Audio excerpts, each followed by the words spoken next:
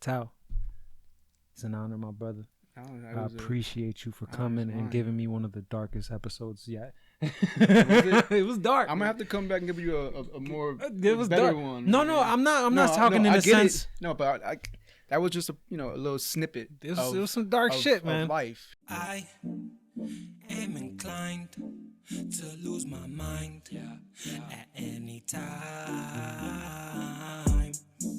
and you know why.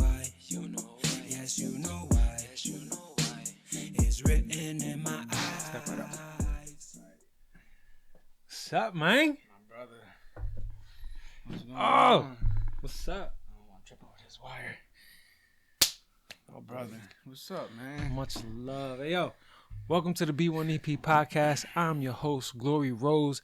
And today, I got a special guest, in my opinion, because he's been a part of my life for the longest. I'm talking about, bro. 20?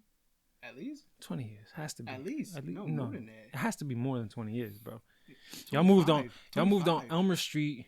What year? I don't remember when you moved there, but I was there like since 2000, 2001. I'll be 37 this year.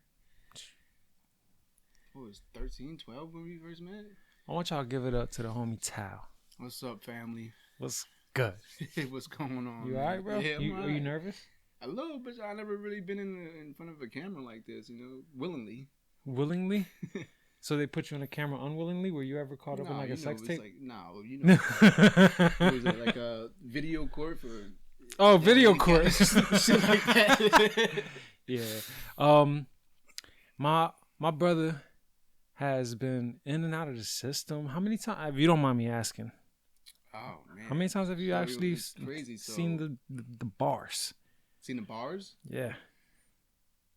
I mean, I caught that first charge at like 12 and went down to juvie for a little bit. But it's funny you say that because I just got off papers. Like, I've been on papers with the state of New Jersey since I was 12.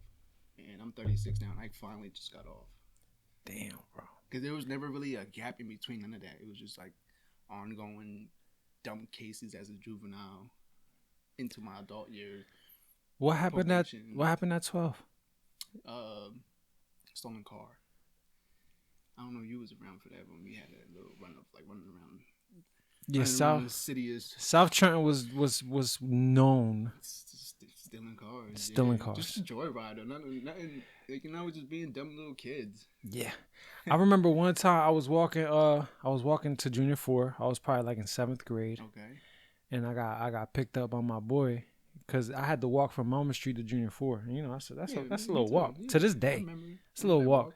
So he picked me up and I got in the car willy-nilly. Happy as hell. Like, oh yeah, I got a ride. Bitch, I'm like, yo, you got a cigarette? He's like, I don't know. Let's check. He said, yeah, let's check. Bitch, he opened up the glove compartment. There was like a pack of Marlboros in that bitch, bro. I was like, okay, you smoke Marlboro? He's like, yo, this ain't my shit. And I kind of figured that because when he was driving down an alleyway, he was driving crazy. And he was taking nothing but alleyways. He wasn't driving in regular streets. Yeah. He was trying to be low. And he smacked the fucking rearview mirror against one of the gates while he was driving. And he ain't think nothing of it. Like, I would have been like, oh, my car. Yeah. But it wasn't his car. And, yo, that was the longest 10 minutes of my life. Really? I was so afraid. Yeah, I was like, oh, shit. Like, I'm in a stolen fucking vehicle right now, bro. It was crazy how I got caught up, though, because, like, I ain't going to put his name out there. But he was on a dolo mission. All right, we took the car. Well, I took the car. It was a group of us, but I was the one that, got in there and got it going, got it out of there. Right.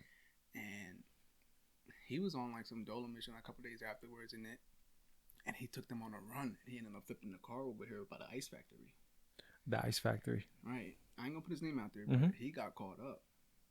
The next day, they come knocking on my door and arrested me. So he snitched. Yeah. But I ain't gonna put his name out. No, of course not. No, we're not about that. Actually, rest in peace. Damn. He said, "Actually, rest in peace." You narrowing it down, like he's like, "Actually, rest in A lot of peace." people died in Trenton, bro.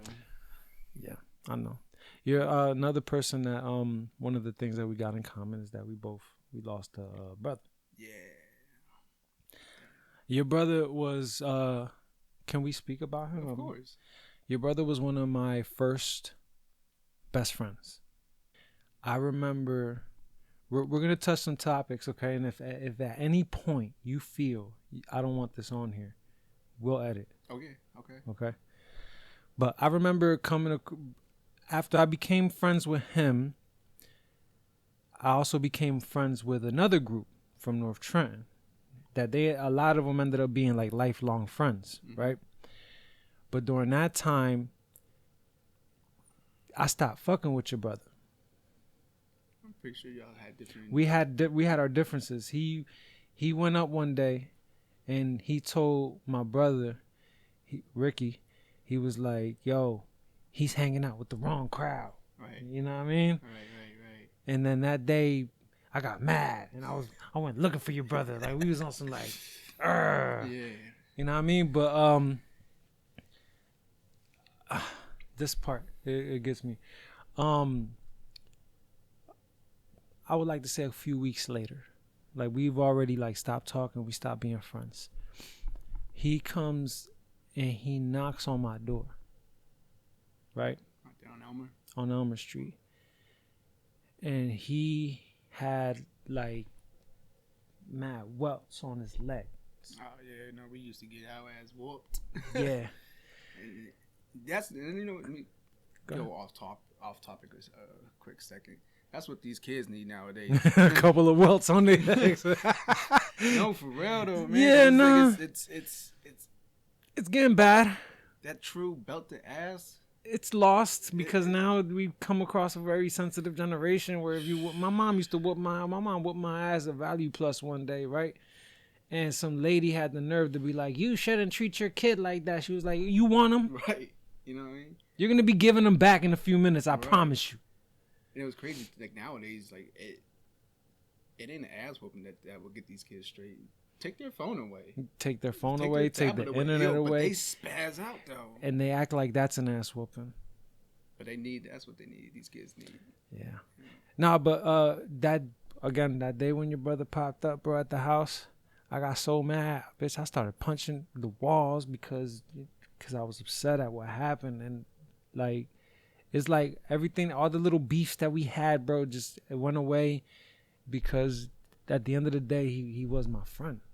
You know what I mean? And I loved him. I remember mommy talking about that. Your mom? I was so heated, bro, because we put everything to the side, bro. At that moment, I put everything to the side. I was just like, yo, fuck that guy. Like, no offense to your pops, you feel me? Like, I was like, yo, fuck that guy. Yo, I got so fucking mad, bro.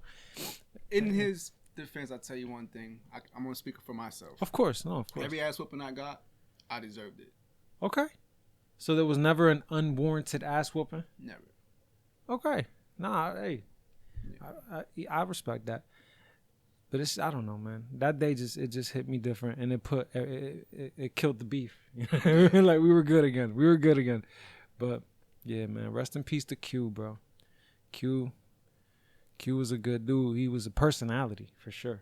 Yo, he was a personality, bro. He was I don't know, bro. He was a suave. I don't know neither, because it took me a long time to even build a confidence to like even approach a girl, and I'm talking about he never had that 20s. Problem. No, he had that from when he was born. He came out the womb ready to talk to a girl. It's like, yo, during his little awkward stage, because he was a little awkward. Course. You know, he had weird shaped head, like a little alien. Before we came into ourselves a little bit. Right, until the glow up, because he ended up being a very handsome man, right? But like, still, in all, he was like, yo, él era un enamorado. Which in English it translates, he was like a lover boy. You know what I mean? Like it was like if he liked the girl, he ain't have a problem saying, "Yo, I like her." It wasn't like on some secretive shit. But he was, man. I remember times like he didn't bite his tongue to these girls neither. No. I'm telling a story. Like he was dating this girl in high school. We was at West, and something happened. I forget, and he was just like, "Bitch, I'm done with you. Break up with her." right then and there, like just it was on to the next. But he just did bite his tongue, you know. Just let him know what, like, how he felt. If they wasn't with it, then on to the next, I guess. I don't know how he did it, but then again, he ended up being a suave, you feel me, well dressed, very educated. Like, he was amazing with the math. I used to have a math class with that boy. It was a business. It was more like a business class where they actually taught us about taxes and shit like that, and he was on it. I used to pair with him so that bitch, because he knew what the fuck was what. Had he been here today, I put money he would have been something very successful. Business owner, because he was on of the some verge sort, of, yeah. He got into being trying to be a barber. So Okay. he was going to school for that at the time, and he was cutting hair. He was working with what's that corner? What was that barbershop over here at the corner? Chestnut and Elmer? And Elmer. You talking about International? But what was with before, Lee? When Lee was there. Yeah, Lee. Him and Silos was there working. Remember? I did not know that. I know Silos. Silos ended up being Silos was here. He was in one of the episodes. He's my barber to this day. You know what I mean? But yeah, I remember. I didn't know Q was one of the was under the mentorship. Weird for a little bit, and then he branched off and he was doing his own little thing, and he was going to school at Mercer County Votech for cosmetology. Bro, so he was on the verge of trying to like start his own shop, and it would have been successful. I bro. think so too, because he wasn't. I used to let him like cut my hair. Like, why not? My brother, he wasn't charging me. If he, I hit him with a couple of dollars when he needed, but get your practice on. Y'all was oil and water though. So for a long time after, he passed away, it was hard for me because I loved him. There was never a doubt. There was never a day that I didn't love him. But we would just bang heads so much, right? And for a long time, I kept blaming myself. I should have been a better brother. I should have been there more. Maybe he'd have came and talked to me. Do you mind us talking about how he passed away? Well, no, I don't. So, if for people that don't know, he committed suicide. That was the cause of death, so they say. My investigation of the crime scene. I hear that. I feel like it was more of a cry for attention, and that it was a lot going on in his life at the time, and I think he felt like he needed to get some of the attention, maybe some more sympathy, because of some of the choices he had made at the time. In my investigation, I could see him. He made a noose. He got it around his neck, and he's standing on top of this Rubbermaid bin, and he shoot the text message to his baby mom. I don't know if I'm gonna put her name out there. No, not yet. You know what I mean? But he shoot the text message to his baby mom, and his baby, I want to say in his, what he was thinking, he'll shoot the text message. He knew I was home. Mm-hmm. She was gonna reach out to me. I come running down the steps. That's when he'll step off for a second, right at the last second, and I'm there, get him off. He still be here. But from my investigation, it was just bad timing. She was in the shower. So the text messages came to me a little bit later. Mm-hmm. And I see that he's standing on top of this Rubbermaid bin, and he's standing there for a while. But I'm assuming he got the noose around his neck waiting for me to come down so he could step off, and then, I'll save him. It collapsed underneath his weight. Mm-hmm. So once that collapsed, he got this fucking noose around his neck. Mm-hmm. So he's hanging himself. Yeah. And I know for sure he ain't just do it intentionally, because I'm looking at, there's a pipe that ran, across the ceiling in the basement. Yeah. And something told me to go up there and look at it, and I could see there's dust on top of it, but I could see there's a handprint, because I seen it was broken off the hinge, and he grabbed it and he's trying to pull himself up or hold himself up, but timing was bad. This was in the basement of my mother's house. Yeah. So by the time I got the message, and I run down there, mm-hmm. I see him hanging. I run up to him, I grab him, and I'm yelling at the top of my lungs for my mom, and my baby mother was living at the house at the time with me, my first baby mom. Mm-hmm. And I'm yelling for them to call the police. I ran over to him, I grabbed his body. I'm just trying to hold him up, try to relieve some of the pressure off his neck. You good? And my mom come downstairs, and she sees it, she just start freaking, and my baby mom come downstairs, and she's freaking too. So I'm trying to tell one of them to call the ambulance. Right. I'm telling my baby mom grab a knife. She comes back down with the knife, and I'm like, cut the noose. It was a belt. To this day, I would never wear this belt. It was one of those belts that everybody wore at the time. The fabric with the 2 loops. Okay. Yeah. I know exactly. Was it like the same material that was something like Gucci? You know what I'm talking about? It's not leather. No, it's fabric. Like fabric. Yeah. Everybody was wearing it at the time. But I'll still to this day I'll never wear a belt like that again. But so I tell her cut him off, cut him down, and she tries to. She drops the knife, so I kind of like threw his body like here to her, and I grab it and I cut him. He just dead weight to the ground. How long you think he was there, my brother? We don't know. You know what I mean? But it was a good amount of time, maybe 10 minutes. You know, so I'm on the phone with the paramedics and I'm trying to explain to them what's going on, and they're like, walking me through giving him CPR. Mm-hmm. So I'm trying to give him CPR until the paramedics come. Did you feel it? Did you check for a pulse? Yeah. But after that, I'm trying to give him CPR. Right. Mind you, I'm untrained at the time. To this day, I am CPR certified. Do work, but it's good to know too in a situation like that. But so I'm trying to give him CPR until the paramedics come, and they finally come. I got out the way and let them do their thing. So they did their thing, and they got him on the gurney, and they're taking him out. And I pulled one of the cops to the side, be honest, how bad is the situation? And the cop was like, look, the paramedics gave him a shot of epinephrine to get liquid adrenaline. Right. So they got his heart to pump from the shot. So he was just like, what's next is, they took him to the hospital. So we got to see what goes on next. So he's in the hospital and he was brain dead. So they had machines breathing for him, tubes everywhere. And, for a while we had him in there for a little bit over a week. And for that glimmer of hope, Yeah, I mean? Just a little bit of hope, But the doctors kept running tests and he wasn't getting no brain activity. They had him on 3 different seizure medication because he kept seizing. But that wasn't helping. And they tried a 4th seizure medication that wasn't even FDA approved yet, in hopes that would work. Yeah. That didn't work neither. And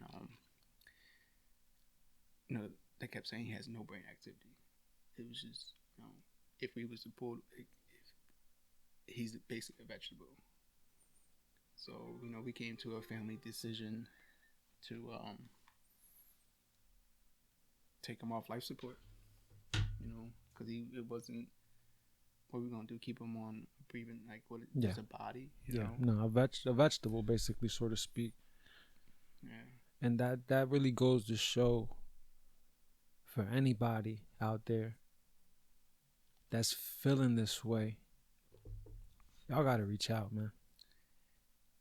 Definitely. So y'all gotta reach out. I mean, I want to say we all go through things in life, but it's never that bad. There's nothing you can't recover from. Right. And I also want to say, keep in mind the impact. Your pain might be done, but your family and loved ones and the people you care about, we carry that pain the rest of our lives now. Yeah. What I might say may come off as insensitive. It is going to come off as insensitive, but the majority of the times when someone passes away, I rarely feel for the person that passes away. I always feel for the people left behind because, like you said, that pain's done. That person now no longer has to worry about the troubles of life, about bills. They don't have to even worry about their greatest fear, which is the majority of our fears, which is death, because that's done. But it's the people that are left behind that it impacts the most. You know what I mean? Those are the ones that I feel for.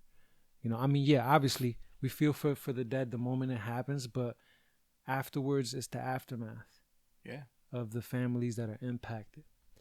So, yeah, bro. Y'all need to understand that, like he said, bro. Reach out, man. Yeah. Reach out, and dude. It's crazy. Like no one knew how he felt because if he always smiled. He never, It's a cool cat, bro. Fucking. That's what I'm saying. So that's another reason why I think that he wasn't really intentionally trying to. It was more of like it's funny because like it took me a while to get over it, and when I finally came to make amends with it. With myself, I forgive myself first, because first I forgave myself for all the wrong that we banged heads on, and then I forgave him for putting himself in this situation.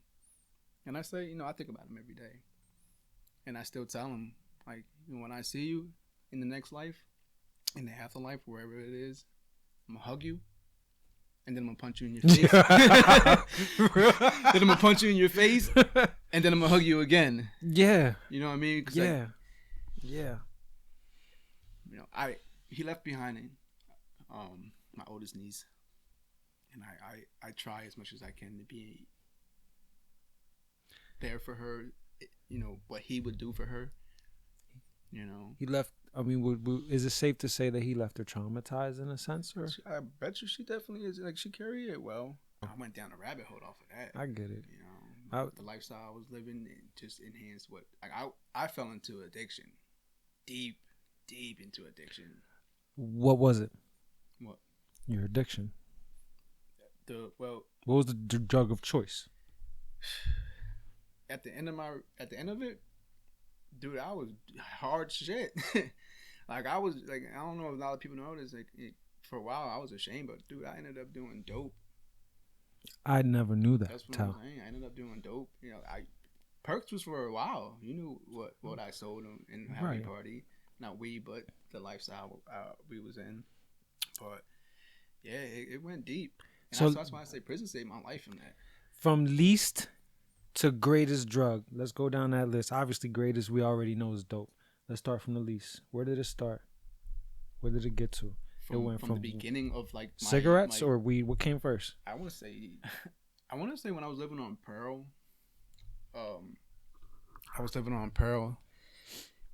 There was my mom call him her father because she never really met her father, and he's a white gentleman, correct? Mm-hmm. Yeah, remember I think George. Yeah. So, okay. When we was living on Pearl, the first apartment that they had us in, we ended up getting kicked out of it for some reason, I forget. And George, he was a neighbor that also lived on Pearl. He took us in until my father was able to get on his feet. Mm-hmm. But we lived with him for a long time before we moved to Elmer. Right. And I think I was probably like 8 or 9. Me and Hugh. We got into his beer collection, and we just sipped a little beer or whatever, and I was like, oh, this is fucking disgusting. I don't know how people drink this shit. So beer first. Beer. And then I want to say 11, 12, try cigarettes. I want to say 12, 13 is when we were smoking pot. Remember that first time I smoked pot at the Feast of Lights? You smoked weed with us for the first time? Yeah, you remember? Holy shit, it was with us? So it's funny. I was just telling my girl about the story about the first time I smoked pot in Columbus Park, right? Yeah, was it during the Feast of Lights? Yeah, we was walking around, and I was telling her the story because I have she's just my daughter. My second daughter just turned 1 last week, and she was walking. We started putting her in sneakers, and so she's starting to learn. She know how to walk without it, but now she's starting to get the feel of the shoes, and she's like walking with like high steps. And I was telling her the story about the first time I tried pot. It was with you and Chencho and a couple of other guys, and we were walking around the Feast of Lights out the city streets, and we were walking in the street, and then we get up to the curb to get on the sidewalk, and I take like this giant moonwalk to get onto the curb because of how geeked I was. Yo, funny. The first time I smoked weed, I didn't feel it. I don't know if it was I don't know what. I didn't feel it. I tried so hard to even act like I was high. I didn't know what to expect, but then it was funny because I took that step and all you guys started laughing like, yeah, he's high or he's feeling it. Dog. That's when weed was weed.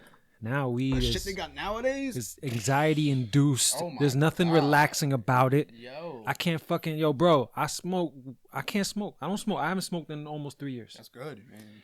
I can't do it. And I especially stopped when I tried to get into the union. Yeah, you're right. But yeah, bro. But even at that, smoking ain't for me no more. It gave me anxiety, highway anxiety. It's too much, dude. The shit we was getting when we was a kid, that's bud. That's weed. The shit they got nowadays is being grown in the lab by scientists, and they'll tell you go to the store, the dispensary, that this is 28% THC. What the fuck do I need to know this for? Because they want to know how many percentage of anxiety you're gonna fucking get. Yo, it's crazy, man. But maybe I don't know, because the way I think about it is when I was younger and I used to smoke, I didn't have a care in the world. But when you smoke as an adult, but the shit's not as strong as maybe that that's shit's so strong, that bro. I remember when Sour Diesel came out, and even that stuff isn't as strong as the stuff that they're fucking giving us now. I love the smell. Sour Diesel had the best smell. All right, so you went from weed. What was the next one after that? Oh, weed. You ever all right, I'm gonna name a list. So it was weed. My dad bought a house out in Burnz, and we moved out there. I had to go to Burnz Regional. That was like a different world. Like I was used to just people just smoking pot and drinking. I go out there and they're like, it's a whole new different world of drugs. They was out there doing coke and perks early, and some of them were even doing dope. I'm like, wow, this is actually insane. You touch coke? Not yet. Not yet. Okay, right, so that was there. You tried coke. Okay. So I think the next drug was ecstasy. Ecstasy. I was gonna say ecstasy. That was actually gonna be the first one that I asked. Like, okay, X. So I never tried ecstasy. Don't, because you'll love it. Well, actually, I can't even speak about it. I can't even speak about it nowadays because drugs ain't the same as it was when I grew up. Okay. But I loved it. He said, "Don't, because you'll love it. Don't, motherfuckers, because you're gonna no." So okay. I really enjoyed it. That's like a toxic bad bitch with some good pussy. So now this is like senior year high school. Ended up going with my mom going to West. So now I got Trenton High, Burnz Regional, Nottingham High School, and Hamilton High West. I always got along with everybody. In that sense, we were partying off the ecstasy. Okay. I became the supplier. Ecstasy had hit us, that age range, pretty hard at the time. Right. And I had a plug, and I just became the supplier. So you started selling X. Yeah. Okay. So partying with X for years, for a while. At that point, I would assume you got introduced to perks after. So the perks came from being hospitalized for some time and then being prescribed them. Okay. So I never was really into the downers yet. Okay. So after the ecstasy, I got introduced to the perks. So started off getting prescribed them. My addict self, my addiction, my personality, the addictive personality, took more than what was prescribed at the time and ended up needing more. So being in that world of drug dealing, I had made connects where I was buying scripts off of a lot of different people. So after that, I became like a walking pharmacy. Percocets, Adderall, Suboxone, Xanax, whatever it was. I had a person willing to sign me their script. Okay. So then the perks was now was ecstasy, perks. Ecstasy kind of fought off a little bit. Then it was the Molly. You fucked with Molly as well. Mm-hmm. Okay. But at the same time, this is also the drugs that I'm selling. Right. But I'm partying also. It's just part of the lifestyle. Yeah, a few years after that's when that situation happened with my brother. So now I'm partying every day. Like, when I mean party, it was club, casino, strip club, every day of the week. Some casino, some strip club, wherever it is, like bar, whatever. But I'm not only drinking and getting high, but I'm getting high more to numb myself. Of course. And over the years, during that dark, foggy, shadowy time, it's only logical to numb yourself. Right. That's, to be honest. My question is, because I did not know this shit the fuck at all, is when the fuck? So we get into it, to the heroin. Why? So was it smoking or shooting? I'm gonna get to all of it. Okay. I never smoked it. Oh, okay. From heavy. I mean, dude, I was popping perks. Like I had so many scripts of perk 30s at that. 30s. Just for example, the 30s alone. I was getting a lot of them a month, reoccurring every month. Yeah. And so it was like an endless supply for me. I think at my darkest with the Percocets, like I was waking up and throwing back 2 30s off the wake up. One more 30, that's a bag of dope, no? What? Isn't it three 30s is a bag of dope? I don't know the math on that, but something like that. So off the wake up though, and now that's just waking up off of that, and throughout the day, however many, So after a while, like I said, the using became more than the selling. So now I'm just selling just to re-up, making enough just to re-up. Then it became, now I'm selling. I mean, now I'm using, and now I got to figure out other ways to get money to re-up. You know what I mean? Right. So now I'm using more than, and it got to a point at the same time, I also got this dope connect out in Philly that I was getting it right off the brick, bring it back, bag it up, and I was selling that because it got to a point where some of my customers were like, because they were selling like hotcakes. I get a script of 120 perk 30, sell out in like 3 hours. $30 a pop, straight money, unless you was my man. I'll give you. But I dealt with people outside of the urban areas. Mm-hmm. People that were willing to pay $30 a pop. They wasn't just getting one at a time. Right. But I would sell out quick. Right. And then, that's when they started asking me if I had anything else. What are you talking about? Is there anything that, not perks, but something maybe stronger? Like, what? You mean like D? They like, oh, yeah. So at the time, I was middleman in it. Then it got to a point, I was like, might as well just start selling this shit too. So I'm selling that shit, but I catch myself. For a while, I would stay away from heroin because I still had the perks. Right. I wasn't that addict yet. Because I still had perks.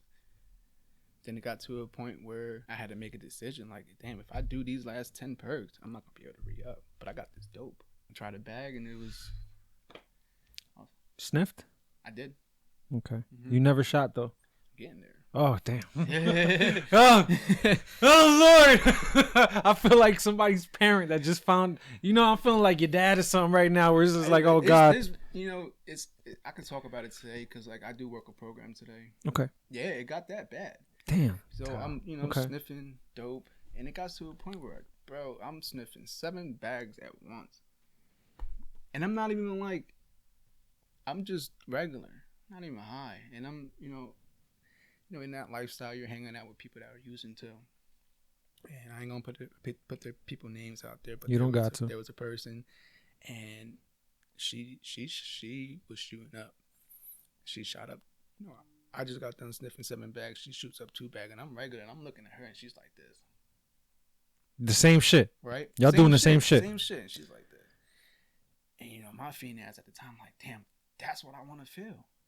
When she came out to where she was a little bit able to talk to, I'm like, what I mean? She was like, yo, you're wasting it, sniffing it. Yeah, you're middlemaning it. You want to go straight to the fucking, I guess, straight to the source. But I was still scared at the time, and this is probably like the last year before I went to prison. And so this is after Ricky, after Ricky passed. When Ricky was alive, were you sniffing dope or no?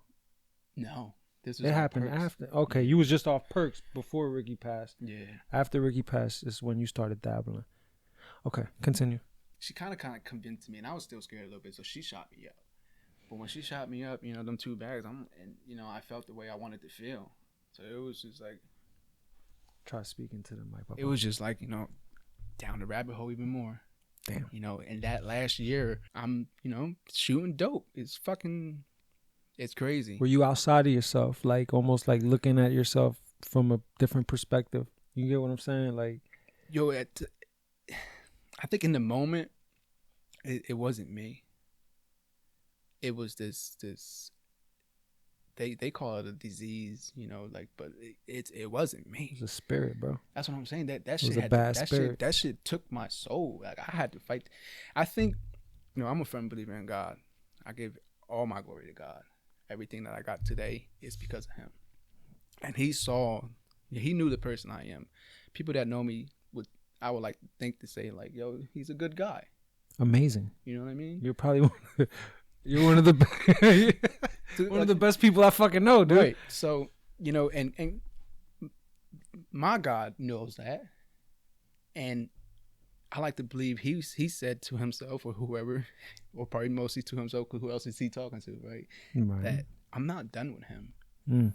I have to intervene to save this guy's life because there's still a plan for him. So what he did to save my life was sit my ass down in prison. And it wasn't just for no couple months. Like I sat and did a 5 with 85. 5 with an 85. Yeah, 4 years, 3 months. I had to do 85% of that 5 years. Okay. It took that time for me to, you know, get off, like get my mind and my soul back. You know, I had to relearn myself. You know what I mean? My brother, you did a 5 with 85. Why? Because someone died off of my dope. And it's crazy. It's the same shit that killed him, I was doing. So the dope that you had traces of fentanyl. This is around the time 2016 when it really started like becoming a problem out here in Trenton, New Jersey. And a gentleman lost his life. How did that affect you, bro? It was crazy because he was a good guy. I went to school with him, and I never really spoke about it because there is a lot of people that look at me as the bad guy in that situation. But I'm gonna speak about it today. I wasn't the first person that gave him dope. He was already doing it. So when he first came to me for it, I was like, nah, bro, this ain't for you. I was actually giving him, because like I said, I was a walking pharmacy. So I had Suboxone. I was actually giving him Suboxone for free. Like, here, bro, take this instead. Because he would come to me hurt, in pain. I'm like, take this instead. You know, no charge. I don't want you on this shit. He was a good guy. But he made his choices. I remember this day still. It was the day before. It was the Thanksgiving Eve. And I'm with my mans and we're getting ready to go out to Philly that night. And I want to say it was like 9, 10 o'clock. Like, I'm literally about to walk out the door and he calls me and I'm telling him like, nah, bro, I'm out. I'm about to leave. And he kind of like begged me to stay. And I guess talked me into it and observing. I told him like, bro, please, this shit is strong. Take it easy on it, you know. And even, you know, later on, I'm texting him just to make sure, like, you know. But unfortunately, it took his life. And you know, I to this day I still feel bad. You know, because like I said, he was a good guy. He really was. How did it catch up to you in a sense where you actually did the time for it? Was it through text messages? So it was a long investigation. They did have evidence through text messages. They also had the guy that he was with that was basically telling on me, in a sense. But they didn't really. The guy he was with was also a user? Right. I'm just asking. No, I'm asking. From what I heard from like their mutual friends, that the two guys, you know, the one that passed away and his friend, supposedly his friend was kind of like did a little bit too much, and the guy that passed away kind of like took care of him to try to get him out of like overdosing in a sense. He was able to keep him awake or whatever, and he ended up overdosing himself. And supposedly, from what I heard, and also in my discovery, that the guy left when he woke up and seen that the buddy was whatever. He left. He left him. He left him there. Didn't call the ambulance, didn't call for help. He just left him. I like to think that if he would have called the ambulance, maybe they could have came, Narcan, bring him back. But he left. And I guess the police the next day, you know, the family finds him, you know, unconscious or unresponsive. And they knew who he was hanging out with the day before, and the police ended up going over there to question him. And that's when my name got brought into it, and they were investigating for. It took them a while to get enough evidence to come charge me. So when they finally come charge me. And yeah. Damn, bro. So you got caught. It obviously didn't go to trial. It wasn't something that you tried to plead not guilty to initially, or you always plead not guilty initially while you fight the case. Right, so I don't know. So I was my ignorance. I was about ready to go to trial because the whole thing, because like technically I sent my mans out there to go hand it to him. So under those laws, strict liability laws, I wasn't the one that gave it to him. So I had a really good I wouldn't say really good chance of beating it, but the text messages didn't help me in my favor. So my lawyer was like, yo, you really got a 50-50 shot at trial. I was facing 10 to 20 if I went to trial. If I lost trial, 10 was the minimum I could get, 20 was the max. I think also when it came to me, because I copped out. So at the time, I was on probation in 2 different counties, Mercer County, Henderson County. And when I first got back, I'm like, yo, I need a bail. And if they give me a bail, I got to get out of here before a week, because after that week, probation's going to put a sticker on my ass and I won't be able to get out. But they denied my bail and they ended up putting a sticker on me. So both those counties violated me. So I had to do 2-3 flats consecutive. So for those that don't understand, such as myself, what's that? 2-3 flat. A 3 flat is 3 years. 3 years. Right. And a max out on a 3 flat is like 27 months. Okay. Consecutive mean I had to do it back to back. Okay. So I would have did a 3 flat for Mercer County, then I'd have did a 3 flat for Henderson County, back to back. So those 27 months max out for both of them would have turned to 54 months total straight. So I was already going downstate for the violation of that. So I actually ended up going downstate before this case was this drug-induced death case was finally finished, because I continued to fight it downstate. Okay. First offer was like 11 with an 85. I'm like, what? So 11 years with an 85%. Okay. And then the next offer was like a 7 with an 85. And I'm telling them, like, I'll do a 5 with a 5. I don't want no parole. 5 with a 5. The prosecutor wasn't trying to hear that. He wanted to charge me underneath the neuro law, no early release act, 85%, because that charge actually falls underneath the neuro law, which it's mainly violent crimes that falls underneath that, but there's like 2 or 3 of them that technically isn't a violent action, but they fall underneath that law, and drug-induced death is one of them. There was like a murder or something that went on in Trenton at the time, and my lawyer comes to me and he was like, well, the prosecutor said that if you know any information about this, we'll work try to see if we can work a deal with you. I said, no, I don't know nothing. I said, just go back to the prosecutor and tell him I'll do a 5 with a 5. I think a few weeks later, my lawyer come back to me. He was like, no, he's not trying to do that. But he asked again if you know any information. And I told my lawyer, I said, listen, if you ask me this shit again, I'm going to fire you. You're not thinking about what potential harm I'm putting myself in and or my family. Plus, I didn't know nothing. They really tried to get you on something that had nothing to do with you. But anyways, they went down to like a low number too. It was like they could probably get you a 3 with 85. I'm like, what? So now, all right, with that information, I'm like, all right. See, the prosecutor wasn't trying to budge. He wanted an 85 out of me. I said, all right, tell the prosecutor, I'll do a 5 with an 85, but I want a global plea, and you get both of these 2-3 flats that I'm about to do ran concurrent all together. So basically, the 5 with 85 was just, that's all I'm doing, but I would get time served for the other 2-3 flats. So he went to the prosecutor, and the prosecutor came back, was like, all right, but he wants 5 years parole out of it. So I was like, you know what? Fuck it. I'm done with the street shit. I don't see myself coming home and jumping back into the mix and wilding out again. So fuck it, I'll do it. So I signed, went downstate, did my time, came back, came home at the end of November 26, 2020. I just got off that 5 years parole, November 26, 2025. Damn. Yeah, straight. They ain't give me a day off or nothing. No, but you turned you did a whole fucking 180, bro.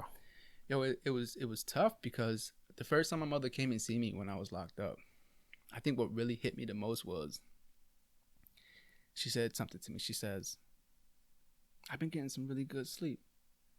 Me not thinking nothing. I'm like, yeah, why's that? Because I know where you're at and I know you're safe. Bro, I broke down like a little baby crying in that visitation, man, behind a plexiglass wall because it hit hard. It made me understand being a parent now, like being a son and also being a father. So it's like she used to not get good sleep because she didn't know if she was gonna get that phone call at 2-3 o'clock in the morning from the police talking about come identify the body. That's tough, bro. Yeah. You know what else kept me like motivated was those 4 years, 3 months. I missed out on a lot with my family. You know, a lot of good times. But what really hurt, I missed out on the bad times and not being able to do nothing about it, not being able to be there. Because what good are you on a 15-minute phone call? Mm-hmm. You essentially become a bill to your family. Put money on your books. You're a fucking bill. Damn, Thao. But that kept me motivated to keep my head straight. No, because then the fucking my way up bro, to where I'm at today. Real talk. Because the moment you came out with a fucking I had a plan. Yeah. Right. And I executed. And yeah, that's the beauty. Right. You know what I mean? Like that's the beauty. Fellas, ladies, don't let being on parole, don't let having felonies stop you from getting what you want out of life. Because, you can't tell me you can't find work. In my eyes, you're not trying hard enough or you don't want it bad enough. Because I came home and my parole officer said, you got 30 days to find a job or you got a program. I just did 4 years, 3 months. You think I'm fucking programming? I went and got a job, a little $13 an hour, and I held that down until I found a better job. Right. A couple more dollars, saved up the money I was making. Thank God for my mother. She let me be out of parole, out of her house the first year, and didn't really charge me much. So I was able to save up, pay what I owed to DMV, got my license back, got a little car. Now I'm able to, move around a little more. But in the meantime, I was catching 2 buses and a river line to get to work. You got to want it. That first month home was freezing cold. December, January. I'm out here walking to job interviews. I'm walking to temp agency. It's fucking -5 degrees outside. But I wanted it. Yeah. Nah, because when you first came home, bro, and you laid out your plan, this is what I'm going to do. I'm going to do this. Then I'm going to sign up for this. Then I'm going to do this. Then I'm going to do that. Boom. Barrier. Your first barrier. I don't mean to tell your story like it's mine, but your first barrier. This is when you try to sign up for the union. That was your plan. You had that vision. I'm going to fucking work for the union. I heard they do this, and that, and you get paid this, and that. Boom. Your first barrier. You were supposed to start. But the motherfuckers had you. You were at the top of the list, but for some odd reason, bitch, you wasn't getting that fucking phone call. And what you do? You kept hounding them until, lo and behold, you got that motherfucking phone call. So it's not like you just sat there and gave up. No. You actually followed fucking through and then some, bro. I think it's just don't be satisfied. Don't get complacent. Even though I'm doing well now, I'm not satisfied. If I was to pass away then before prison, I thought about it, like what will people remember of me? You know what I mean? What people say to my kids? What will my kids know of me at the time? Granted, I was blessed with prison. It's crazy to say I was blessed with prison to get my life back in order. And now my goal is to do as much as I can, as much good as I can, and achieve as much as I can that it can outweigh those first 20-something years. So I can leave behind a legacy for my kids. Or when I'm being talked about later on after my death, like I'm pretty sure there's still going to be bad things that have been said, but it's always going to be like, but he did this afterwards. Right. I mean, we can go down to, I'm about to name some historical figures that had that same type of upbringing, bro, where life was moving too fast for them, where the universe said slow down. And their way of slowing down was time in prison. You got Malcolm X. Right. It was prison where he started opening his eyes up. And Tukey. he's not another one. With the books, children's book, Nobel Prize, right? Was it a Nobel Prize? I'm not sure. I know there's a lot of bestsellers. But Tukey, Chacha Jimenez, Malcolm X, a lot of these people. I'm not Mandela. Well, I'm pretty sure he was in prison, right? But I'm sure he was in prison for the right things. I don't know. Okay, he was talking about the wrong things. Okay. I'm not sure. I'm not not sure. But it's just like what I'm trying to say is that. Yeah, bro. I mean, there's a famous saying, right? And it goes like this. A man once said, there was two people. All right, I'm about to get this story fucked up, but here we go. You got a homeless man and you got a successful man, right? Mm-hmm. They asked the homeless man who's out there drinking everything, yo, why do you drink? And then that man says, because my father was an alcoholic. And then they asked the successful man, why, how come is it that you don't drink? He was like, because my father was an alcoholic. You get what I'm saying? So that's life. That's as far as you can, whatever it is that you go through, depending on how you want to go about it, is how it's shaped. Right. So you could have took those 27 years. You could have took those couple of years that you did in jail and just learn how to be a fucking even better criminal. Right. And it's crazy because you're in there with some of the best. You know what I mean? and you could have came out but no, you chose to take the other route. You know what I mean? And bro, there's multiple roads that you could take down in life, bro. And it's all going to end in the same place, which is in a ditch. Yeah. That's how we're going to go. But at the end of the day, bro, it's what you do in the meantime, bro. And that's what counts. And I'm proud of you. Thank you. All right. Rest in peace to the gentleman that lost his life. And rest in peace to all the people that we lost along the way. But I just hope that you pay tribute to that kid's life. Because in a way I do. Like I said, like the person I am, I'm constantly giving back as much as I can. His family, if you don't mind my asking. To the family, I do feel sorry, and I don't wish that on no one. And then to this day, I still, I hope they can find it in their heart to forgive me, not for me, but for themselves. Because I learned in life that I don't forgive people for them. I forgive them for myself to get that burden off of me. Yeah. No, I get that, bro. All right. Damn. This was a deep ass fucking episode, y'all. Jesus. It was heavy hitting. We touched some topics, bro. And I hope that a lot of lessons here were learned, bro. For one, if you're struggling, please, and this goes out to people that I know personally, if you're struggling, please reach out. Reach out.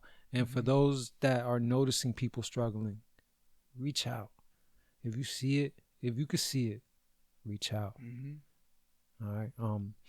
So the theme of this this podcast is reach out, man. All right. Reach out. Thao, it's an honor, my brother. I appreciate you for coming and giving me one of the darkest episodes yet. It was dark. I'm gonna have to come back and give you a more it was better dark. one. No, I'm not talking in a sense. No, but that was just a little snippet. It was some dark shit, man. Of life, my life, and I'm sure someone else might be going through it. Hopefully it can do more good. Yeah, like help the next person. Yes, sir. If you're going through something, man, reach out. If you're dealing with addiction, reach out. There's help out there. You don't have to continue struggling. Yeah, no, you definitely don't. It's hard. We got our demons, bro. When life is hard. When Ricky passed, life's hard enough. When Ricky passed away, he left a shit load of Perk 30s. I remember. You helped me. I remember. You helped me push some of those out of there. But I started popping them too. I remember. I started popping them too. And then it got to the point, just like you, and then what you said hit close to home. It got to the point where I was wondering, should I sell these or should I keep? And the moment I did that, bro, to be honest, bro, I did neither. I flushed them down the toilet. That's good, man. So, I'm glad you had that strength. Yeah, well, I wasn't at that point of, scratching and no, I wasn't at that point, but I was. But when it got to the point where I started contemplating money over the high, neither, bro. I'm glad you had that strength and the ability to recognize. Yeah. So that was a blessing in itself. Yeah. So this is the B1 EP podcast, aka Burnz 1 IP, but that doesn't mean that it burns 1 IP. Peace. I am inclined to lose my mind at any time.